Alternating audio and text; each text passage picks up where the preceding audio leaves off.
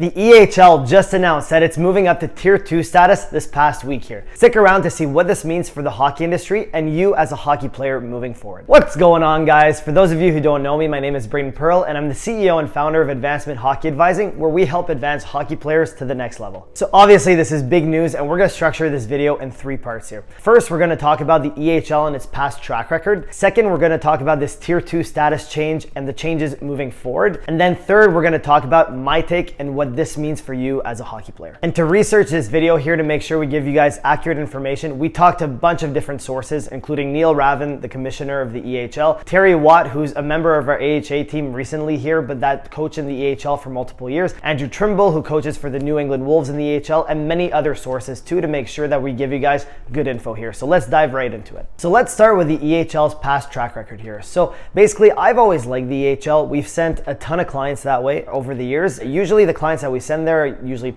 19, 20-year-olds, guys looking for a good NCAA D3 commit. If they go there and they do well in the league, typically they've always advanced to the D3 level, from what I've seen anyways. Over the years, in the past decade, the EHL's advanced over 1,900 plus players to the NCAA level, which is mainly NCAA D3. Some go ACHA D1, they've had a few go to NCAA D1, but for the most part, the EHL's identified as itself as a Tier 3 Junior A league that advances players to the D3 level. That's the brand that it's kind of had. One note I want to mention too, in the recent years, they decided to go unsanctioned from USA Hockey. That way they could allow more freedom to get more players from all over the world and less restrictions from USA Hockey to be able to attract a lot of players and advance the most players possible to NCAA D3. They've always also kept a small league, so it's never been a huge expansive league, and we're going to dive into that a little bit more after, but it's always been a tight-knit league to really have good results and have good teams in the league. All right, so let's move on to part 2 in this video, where we talk about the upcoming changes here and what this Tier 2 status announcement means. So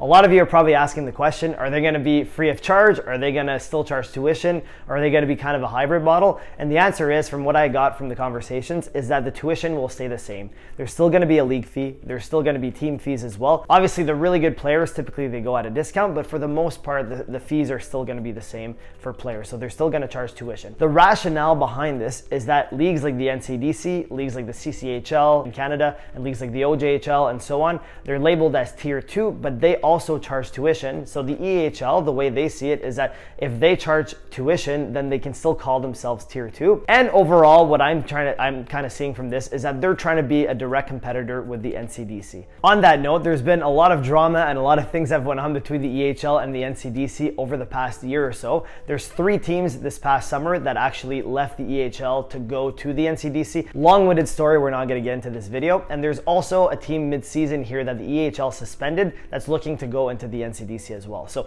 a lot of stuff going on behind the scenes. We don't have to get into it, but just know that the EHL and the NCDC have been competing for quite some time. I do have to say that the NCDC has had the edge over the years and committed more guys NCAA D1, but when it comes to NCAA D3 commitments, they've been pretty much neck and neck. I'd say NCDC has had the edge, but overall they've been kind of going at each other, and it's going to be interesting to see how it plays out moving forward. A big difference to know between these 2 leagues too is the league visions. The EHL wants to keep more of a tight-knit, small league with high caliber and a lot of good commitments and good quality teams in the league, whereas the USPHL/NCDC, they want to expand as much as possible. And both visions, they are fine. You know, they both have different types of visions, and only time will see how each plays out. But overall, the USPHL and NCDC want to get as big as possible, accumulate as many teams as possible.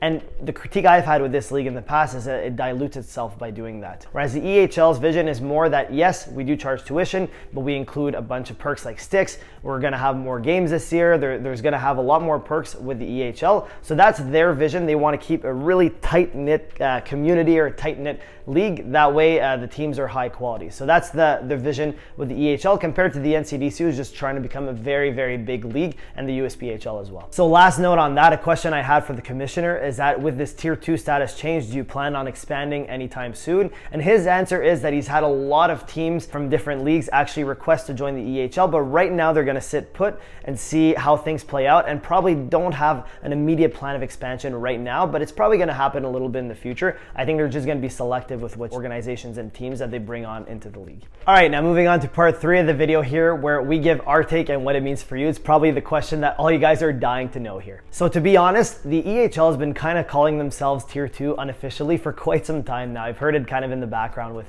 certain coaches, and they've been competing with the NCDC and 𝗂𝗵𝗿𝗄𝗏 for quite some time. And I think now they're kind of taking advantage of the situation for 2 reasons. One, the NCAA CHL rule change. A lot of changes going on in junior hockey, and they're kind of taking advantage of that right now to officially call themselves Tier 2.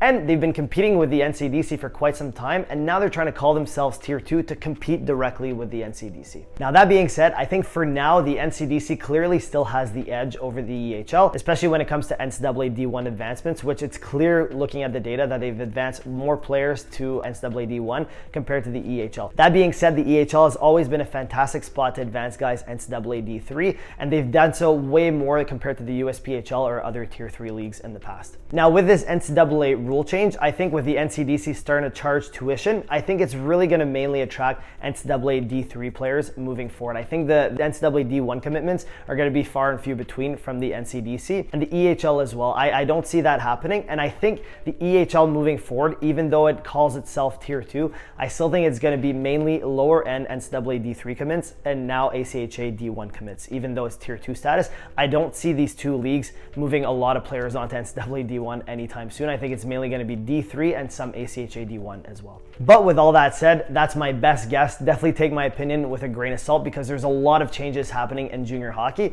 and it's hard to know what it's going to look like in the next couple of years. We can speculate, we can have a good idea, but we will not know until time will tell us. So that's basically my whole take on it here. And that is it, my friends. If you like this video, absolutely click here or click here to keep watching. If you haven't already, absolutely destroy that like button, hit that subscribe button, hit that notification bell so you never miss another video moving forward. If you agree with this take or disagree, comment down below. Thanks so much for watching. We will catch you on that next one.